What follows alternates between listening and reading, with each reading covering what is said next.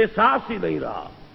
منکرات پھیل رہے ہیں، بے حیائی پھیل رہی ہے، بدعات پھیل رہی ہیں، رسومات کے تومار ہے، اور جو کچھ ہو رہا ہے آج کل شادیوں میں وہ سب آپ کو معلوم ہے. یہ سب ہو رہا ہے اور ہمارے جو نہیں ریگ رہی ہمارے احساسات کے اوپر. معلوم ہوا کہ وَلَيْسَ وَرَاءَ ذَلِكَ مِنَ الْإِيمَانِ حَبَّةُ خَرْدَلٍ. ہم اس کے زمرے میں آ رہے ہیں. اللہ تعالیٰ معاف فرمائے اور ہمیں ایمان کی تجدید کی توفیق عطا فرمائے. ورنہ حکم تو یہ ہے کہ پھر تو رائی کے دانے کے برابر ایمان نہیں.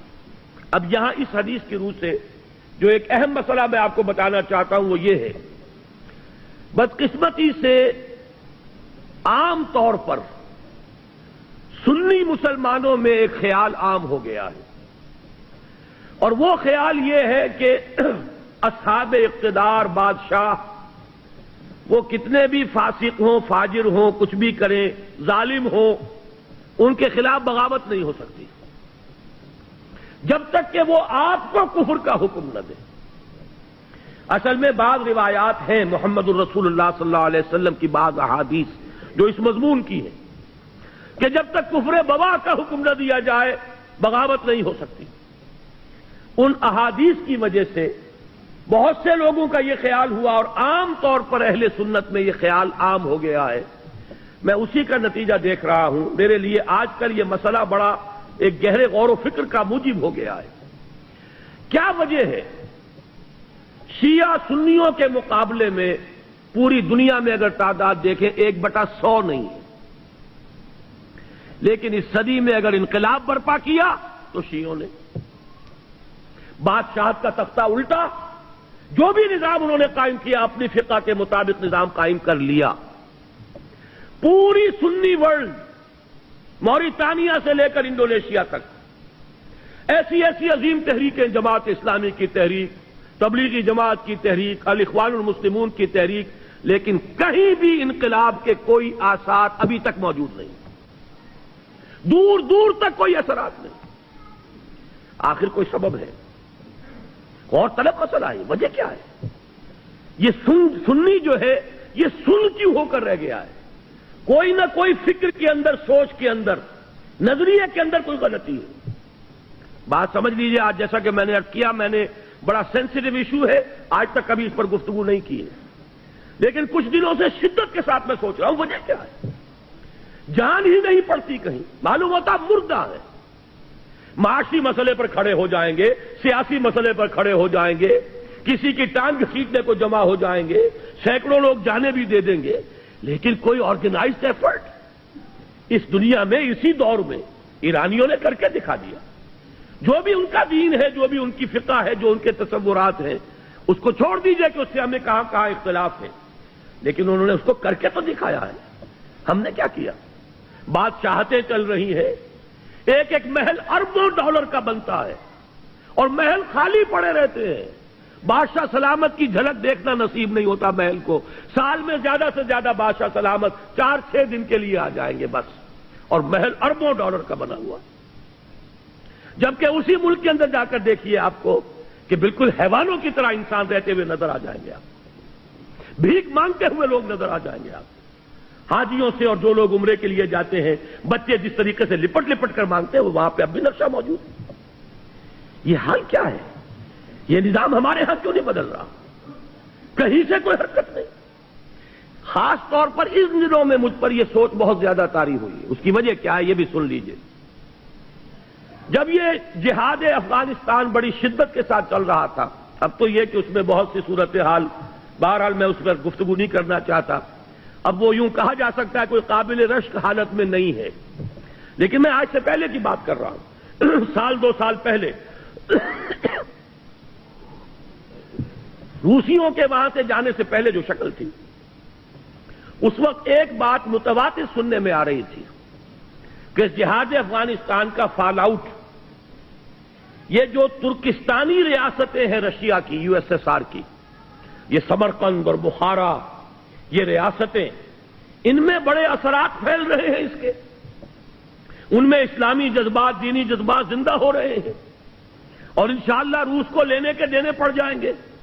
اور افغانستان میں جو کچھ اس نے کیا ہے اس کے نتیجے میں ان تمام ریاستوں میں بغاوت ہو جائے گی.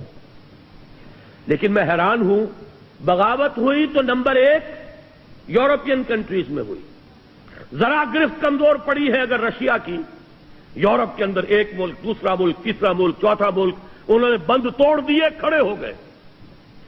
پھر یہ کہ روس کی جو اپنی ریاستیں ہیں، بالٹک سٹیٹس کے اندر، لوتھیانا وغیرہ کے اندر بغاوت ہو گئی، جا کر گورباچوف نے معافیاں مانگی ہیں، خوشامدیں کی ہیں، خدا کے لیے ہم روسی دستور کے اندر سیسیشن کے لیے پروویژن پیدا کر دیتے ہیں، اس وقت جو ہے علیحدہ نہ ہو، آئندہ کے کسی مرحلے کے لیے باقاعدہ ہم دستوری راستہ کھول دیں گے، لیکن کہا نہیں۔ اس کے بعد اگر کوئی بغاوت ہوئی تو آذربائیجان میں ہوئی ہے، جہاں شیعہ مسلمان آباد، یہ سنی ساری ریاستیں سن پڑی ہوئی ہیں، ابھی تک کوئی خبر نہیں ہے کہیں سے، نہ سمرقند سے، نہ بخارا سے، کہیں سے کوئی خبر نہیں، کوئی حرکت نہیں۔ اس کی وجہ یہی ہے، میں نے جہاں تک غور کیا، سنی اسلام میں کچھ علماء نے اس خیال کو عام کر دیا ہے کہ حاکموں کے خلاف بغاوت نہیں ہو سکتی، حاکم چاہے کیسا بھی ہو، جب تک کفر کا حکم آپ کو نہیں دیتا آپ بغاوت نہیں کر سکتے۔ وہ اپنے محل میں شراب نوشی کرتا ہو، بدماشی کرتا ہو، کرتا رہے، لیکن بغاوت صرف اس وقت ہوگی جب آپ کو کفر کا حکم دے۔ اس خیال نے سنی کانسیپٹ جو ہے اس کے اندر ایک طرح کا پیسو انداز پیدا کر دیا ہے، وہ ایکٹیو انداز جو چیلنج کرنے والا انداز ہے وہ آج ہمیں پورے سنی ورلڈ میں کہیں نظر نہیں آ رہا۔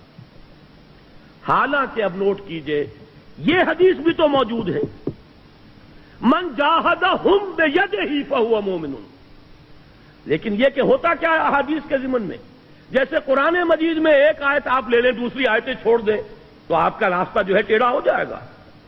ہر شخص کو دیکھنا ہے اس مضمون میں کون کون سی آیتیں آئی ہیں، کہاں کہاں آئی ہیں، ورنہ تو یہ لا تقربوا الصلاۃ وانتم سکارا، انتم سکارا چھوڑ دیجئے تو نماز کے قریب نہ جائیے۔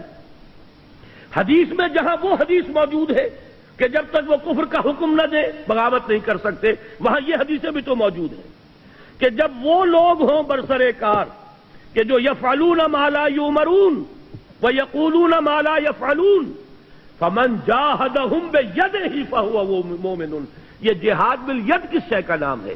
اگر بغاوت نہیں ہو سکتی، اگر ان کے اختیار کو چیلنج نہیں کیا جا سکتا تو یہ الفاظ حضور نے کیوں استعمال کیے؟ من جاہدہم بیدہ فہو مومن ومن جاہدہم بلسانہ فہو مومن ومن جاہدہم بقلبہ فہو مومن ولیس وراء ذلک من الایمان حبۃ خردل۔ اپنی اس گفتگو کو میں ختم کرنا چاہتا ہوں امام ابو حنیفہ کا مسلک بیان کر کے۔ امام ابو حنیفہ کا مسلک یہ ہے، یہ اصل میں ہمارے ہاں عام طور پر اہل حدیث علماء نے اس فکر کو عام کر دیا ہے۔ امام صاحب کا موقف یہ ہے کہ فاسق و فاجر حکمرانوں کے خلاف بغاوت ہو سکتی ہے، پہلے سمجھانے کی کوشش کیجئے، امر بالمعروف و نہی عن المنکر زبانی طور پر کیجئے، فَإِن لَمْ يَأْتَمِرْ، اگر اس کا اثر نہ ہو فَبِالسَّيْفِ، تو پھر تلوار کے ذریعے سے انہیں سیدھا کیجئے۔ یہ موقف ہے امام ابو حنیفہ رحمۃ اللہ علیہ کا۔ فقہ حنفی کے اندر اس بات کی اجازت موجود ہے، اگرچہ امام صاحب نے اس کے لیے ایک شرط عائد کی ہے، طاقت اتنی ہو جانی چاہیے کہ کامیابی یقینی ہو جائے، یہ نہیں کہ چند آدمی کھڑے ہوں، نعرہ لگائیں، پھانسی چڑھ جائیں، بات ختم ہو جائے۔ پہلے طاقت پیدا کیجئے، دعوت کے ذریعے، تنظیم کے ذریعے، تربیت کے ذریعے آپ ایسی طاقت فراہم کر لیں، پھر یہ ہے کہ بغاوت کی بھی اجازت موجود ہے، بغاوت حرام نہیں ہے ہمارے دین میں۔